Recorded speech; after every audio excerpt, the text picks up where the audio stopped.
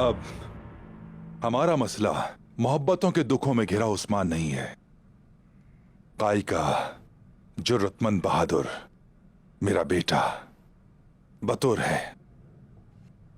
काफिरों पर उकाब की तरह हमला किया इसने, और आपको जो ये माल गनीमत नजर आ रहा है ये हासिल किया। जब हमारे पास माल गनीमत कसीर हो और शेर जैसा बहादुर बेटा हो तो फिर मुझे कोई तकलीफ नहीं दे सकता।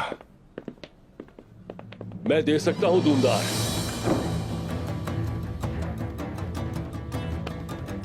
अलीशार साहब।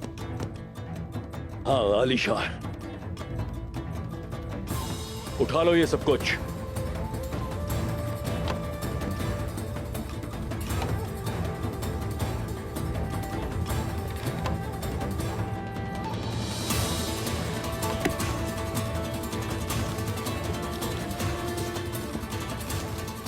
हमने तुम्हें आबाद होने और अपना निजाम कायम रखने के लिए जगह दी, न कि एक डाकू की तरह काम करने की।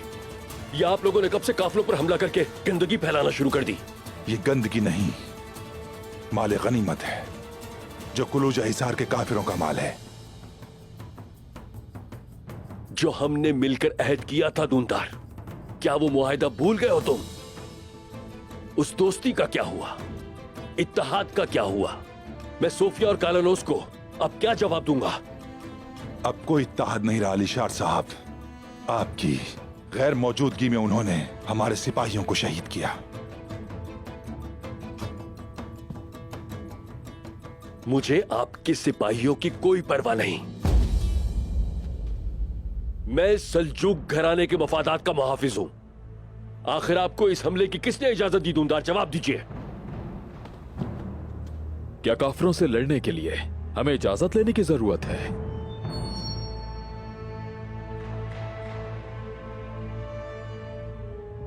ये कबीला जिसके आप सरदार हैं, रिवायात की पासदारी आपकी जिम्मेदारी है।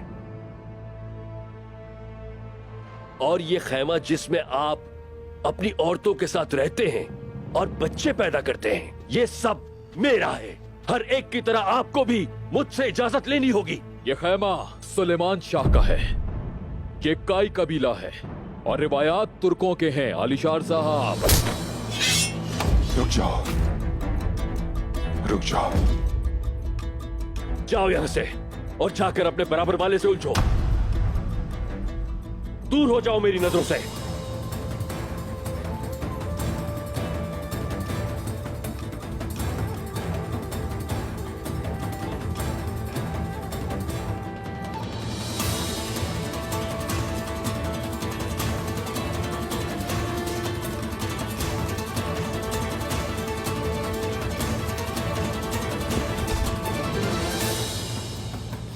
और अब मैं ये माल गनीमत शहजादी सोफिया को वापस लौटाऊंगा, और अगर इसमें से कुछ भी कम हुआ तो इसका हिसाब तुम्हें अपने खून से देना पड़ेगा।